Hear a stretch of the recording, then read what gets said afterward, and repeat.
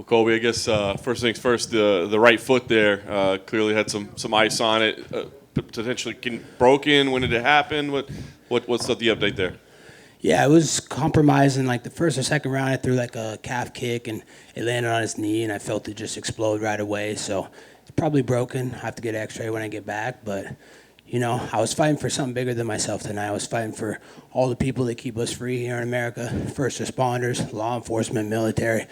So this was something bigger than myself. I wasn't going to quit on them. Yeah, I got clipped in the second round, but I'm going to keep fighting and keep coming forward. I'm unbreakable. You can't stop me. Yeah. I was going to ask you, what is the emotion like right now? Obviously, you came up short. You didn't get the result you wanted, but another incredibly, close fight, another great fight against a top individual that I'm sure you can be proud of the performance. So what's the feeling right now? No, I'm definitely not proud of my performance. I should have won that. It was laser thin again. I honestly thought I had it 3-2, and it was very close. He clipped me. I clipped him a couple times. Whatever media reporter in here to say I went for 11 takedowns and had unsuccessful attempts, fake news. You guys do real journalism. That's why you guys aren't journalists. You don't have journalism degrees because you put this fake news out. I obviously took him down. So I broke that stat. So you can't ever hype him up anymore and say he's never been taken down because I took him down. So, I think we have unfinished business. I'll go 5 more rounds out in the parking lot right now, and I'm serious about that. I will see him again. I'm not done with him. I'll fight whoever it takes to get back there. I think the most logical step is the heated rival with me and my old roommate, Street Judas Masvidal. He should probably pull out of that fight with Leon Scott, and we should just run it. Let's run it in the first quarter of the first part of the year, and let's do it, man. That's a heated rivalry, man. He talked so much shit in the media and said so many things about me. Look at what happened when he fought Marty. He got dusted. I mean, if he fought me, he would get dusted even worse, and it wouldn't be competitive. So I just want to hold these people accountable for the way they run their mouth in the media, and it makes sense. And if he goes ahead with that Leon Scott fight, then Hunter Campbell, I just pray to you, please, God, don't cut him after that third loss in a row. Save him around. Let me be the one that ends his career. So you'd still fight him even if he comes up short in that one? Yeah, just because it's such a personal rivalry. He said so many things about me in the media. He said I was a fragile guy. The guy's the most fragile guy on the roster. Look, is he awake yet? I mean, dude, he got dusted, dude. Unconscious, dude. You'll never see me in the octagon like that. And I'm getting better every single day. You haven't seen the last of me. I'm going to get that UFC title. I don't care who I have to go through, what I have to do. I know I'm the best fighter in the world, and I know I'm going to be able to claim that gold someday. Yeah. I know you mentioned thinking you had 3 rounds of 2. I imagine that would be 3, 4, and 5. So I just want to ask you about 1 and 2. It seemed like you started maybe a little slow or maybe a little less volume. Was that by design, or was that just something that kind of played out in the opening 2 rounds? Yeah, I came out a little sluggish. Didn't get to my volume, didn't get to my pace like I normally do. I was trying to see what he was working with and what he was going to come at me with, but I still thought I was right there. I didn't think that he clearly won 1 or 2. I mean, maybe 2 because he clipped me, but 1 was very close. I don't know how you could just outright give it to him. So it was a very close fight. Whatever judge put it 49-46 is out of their fucking mind. Yeah, and obviously this has been a very heated rivalry, but it looked like you did have a couple of words of respect at the end of the fight. I'm just curious if you could share kind of what the conversation was. I can't respect a guy like that. I mean, go look on YouTube. The guy dissected everything that, he cheats on and everything. And you see those injection marks all over his stomach. The guy's not a clean fighter. I'm a clean fighter. I'm raw American steel and twisted sex appeal. And I did this the hard way. I'm a kid from Springfield, Thurston, Oregon, and look at me. I just sold out sold out Madison Square Garden, 4th highest gate in the company's history. The pay-per-view numbers are astronomical. Take one guess who did all that. That's me. I'm the one that sold this event. I'm the one that put all this asses in the seat. Whether you love me or hate me, you came to watch me tonight, and that's not debatable. Nice. Last thing for me, clearly you want to see him again. Do you think a fight with Masvidal is enough to do that? Do you think there might be some more work? Where do you think the path is for Colby Covington from here? Yeah, I think a fight with Masvidal gets me right there. He was just a top contender before he got beat 2 times in a row. So you guys put a lot of hype on him that he was this superstar and he's unbeatable and these crazy knockouts and he's just no one can beat him. So that fight needs to happen, man. He talks so much shit. And ran his mouth so much, and just the personal rivalry and just the heat on that fight. There's not a fight like that in the UFC. The way the UFC can sell that, so I'm just begging Hunter Campbell, I'm begging Dana White, please let it happen. Whether he pulls out of the Leon Scott fight, we could do it the first quarter of next year. We could do it in Miami, man. Let's go to Miami. You know, we got the best governor in the world, Ronnie DeSantis. And let's run it in Miami, man. Let's see who's the king of... I know I'm the king of Miami, so if he wants to come step up, you know, I want to punch him in the face for his ex-wife, Maritza. I know she wants to hit him in the face, so... You know, he's got some alimony to pay in the meantime, and, you know, he's a dirtbag, so let me finish that guy. Colby, over here. On this side. To speak to that takedown record that you were just talking about, Daniel Cormier actually said that's 2 when you took him down, so I would assume you would agree with that. 100%. It was obviously a takedown. He was on his hands and knees. You know, I came around to the back. I had the body lock. I obviously got the 2-point takedown, so... Whatever journalist is in the crowd saying that it was unsuccessful on every attempt is obviously not a journalist. You know, you need to go report on something else because you know nothing about MMA. Your eyes are blind, and you should probably get them checked. Hey, Colby, right here. Didn't go your way, but the crowd in New York, quite a few fans for you. Can just put into words what it was like to come out to Madison Square Garden and get that kind of reception. It was incredible, you know. I said all week about, you know, all the people that have headlined this place, Muhammad Ali, Rolling Stones, Hulkamania, you know, and now Colby Covington. So to have a sold-out arena like that and just so many of my close friends that came, you know, Candace Owens, Jack Owak, Bang Energy, you know, and Well came out to support me from Miami, you know, famous Spanish rapper. So it was incredible, man. It was electric in there. You know, you could hear the people, you know, in the crowd going crazy the whole fight. So it was amazing. I'm just a kid from a small town in Thurston, Oregon. No one makes it out of that town and goes big. So for me to make it out of that town and be where I'm at, I'm undeniable. You guys can say whatever you want in the media. I'm undeniable. There's no doubt I'm a star in this company. I'm one of the biggest draws, if not a top 2 or 3 big draw in this company. So I got unfinished business, and I'm going to keep working. I'm going to get back to the grindstone as soon as this foot's healed up. And you haven't seen the last of me, I can promise you that. Looking at the schedule and depending on what may or may not happen with your old buddy, are you open to possibly still coaching the Ultimate Fighter against him if they said, hey, the schedule lines up for both of you? Absolutely. I think that would be an honor. And what better way to have a heated rivalry like that on the Ultimate Fighter? So I think it sells the show pretty self-explanatory in itself. And you know, it'd be an honor to be a coach. I remember growing up watching the show, and I was a big fan of it. You know, my good friend and Uncle Chael, good buddy, you know, coached the show. So 2 kids from Oregon gangsters. It'd be an honor to be able to do that. And, you know, I love putting on good business for the UFC, so I'd love to coach it and give the people and the fans what they want. For the record, do you just like the color green, or is it because you got paid? It's a little bit of both, you know. But, you know, I do like green. It's nice when it goes in the bank account. Thank you. Colby, to go back to Tough there, I mean, is that something in terms of timing that you'd want to do? Because it takes a while to film that show, to air it, and I feel like over the past few years you have lost a lot of, you know, opportunities in terms of time off and stuff. Is that something that would come into play if that opportunity came around, not wanting to sit out for a long time again?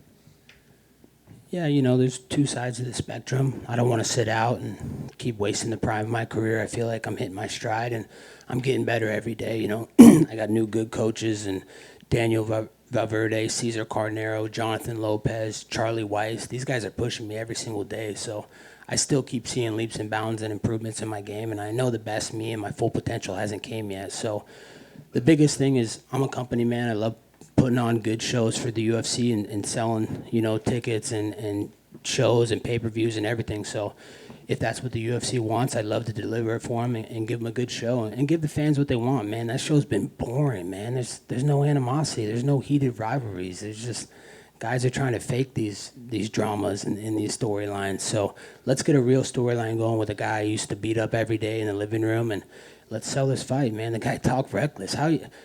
Where's the street car going to be if he ducks me his whole career? Because that's what he just did. Ever since I beat Woodley, he was sitting out. He didn't want to fight me, and there's a reason why. So if he doesn't come out and fight me, he lost all his street cred, and he's a bitch.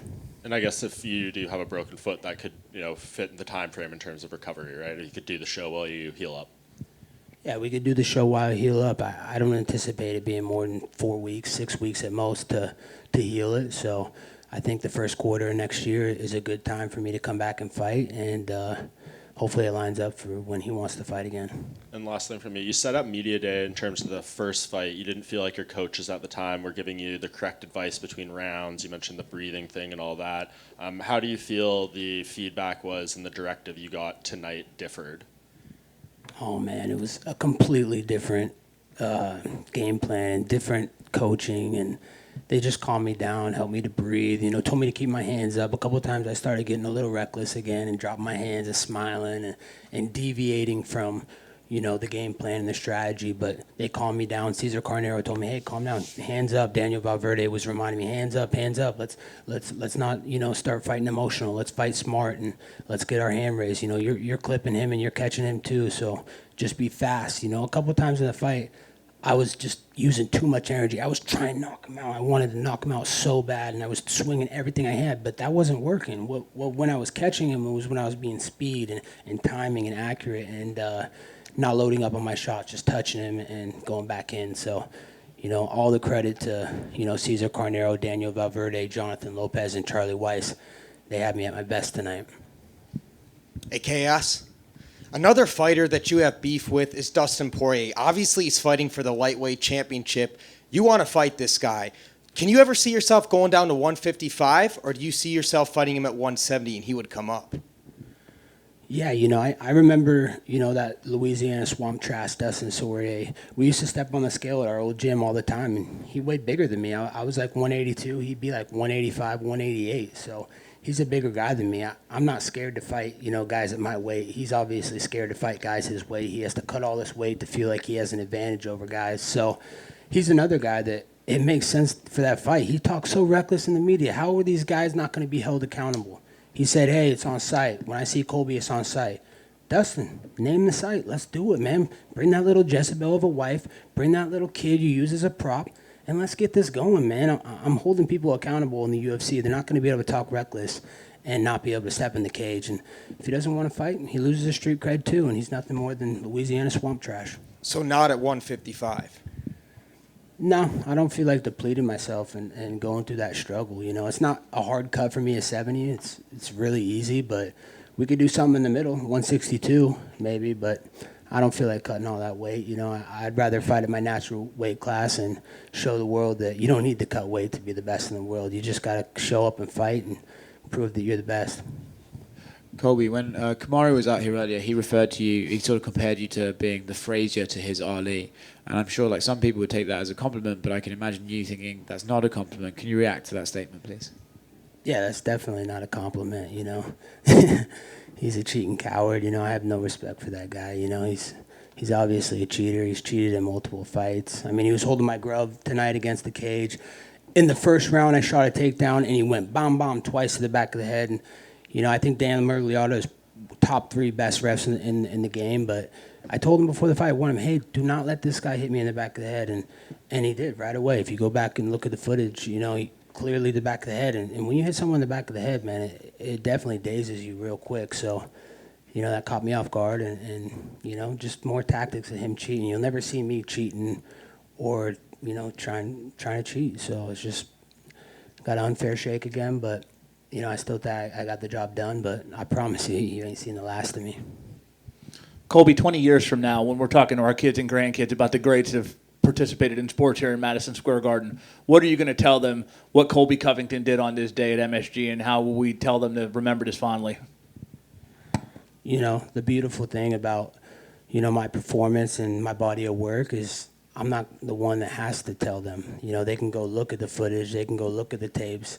They can look at everything that I've done, my accomplishments, and the way I fought. I put it all out there every single time. There's no quitting me. You cannot get me out of that octagon. There's not a person that can finish me on this roster. So, I think the kids will see that, he was a kid who was unbreakable, and he just kept coming forward. A kid from Thurston, Oregon, never had no quit in him, and he fought for a bigger purpose than himself. Law enforcement, military, the people that keep us free and protect our freedoms here in America. So I'm going to keep fighting for them. This is bigger than me now.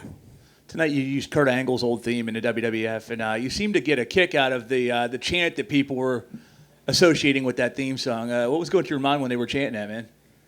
Man, every time I hear the crowd saying, you suck, it's such a freaking humbling experience. It's It's beautiful. I love it. They're playing right into my game. I have everybody right where I want them. They're in my trap, in my web, and it's just beautiful. I would never have used that song if I didn't, personally ask Kurt Angle, and he gave me permission to use that song, and just to recreate these moments and get the crowd into the show. They were a part of the show tonight. They were screaming. Some of them loved me, some of them hated me, but they were entertaining, and they got their money's worth tonight, and that's what it's all about here at the UFC is giving the fans, they're a show for what they're paying for. They're paying their hard-earned money for this, so it was amazing. Loved it. Last question for you here. You used Kurt Angle's team before. You used Hulk Hogan's team before. I know you like that wrestling. What's next for you? What's the next team you're going to use from the old wrestling tree? Because they got some good ones out there, man. Yeah, I'm the king of spoilers and surprises, but I can't be revealing that yet. You got to tune in to see. I definitely got some surprises in store and some beautiful things that I have planned for the future and future events, but I can't reveal them here. It's like watching the beginning of a movie. You don't get to see the end. You got to pay attention to see the end. Colby, back here. You had said all week, to your right, you had said all week that you were not going to shake his hand, and at the end there, we actually saw the two of you embrace and actually shake hands, which showed a sign of sportsmanship. Talk a little bit about the conversation that you had in there with Usman, because he actually mentioned it. Yeah, I mean, there was a little bit of respect for each other, Even though he's cut corners, and I've never had to cut corners in my career, I came here the long way. I earned this blood, sweat, and tears the hard way. Never cheated, never cut corners. I'm just a blue-collar kid from Thurston, Oregon, in these big fights. So, if that's the pound-for-pound #1 fighter in the world, I just put on 2 epic fights with him and beat him in multiple rounds. So where does that put me? And why am I not in the pound-for-pound rankings? Oh, yeah, that's right. I forgot. Everybody hates me. Colby, to your right over here. We were just mentioning some wrestling, and a lot of your old ATT buddies are doing some stuff in AEW these days. Do you have any, aspirations of following in their footsteps, maybe going into the AEW ring? I don't pay attention to anything those losers do. So, I'm focused on putting on the biggest and best fights in the world. You might see me in WWE one day, but, I don't think you're going to see me in a second-tier promotion like AEW. Thanks, Colby.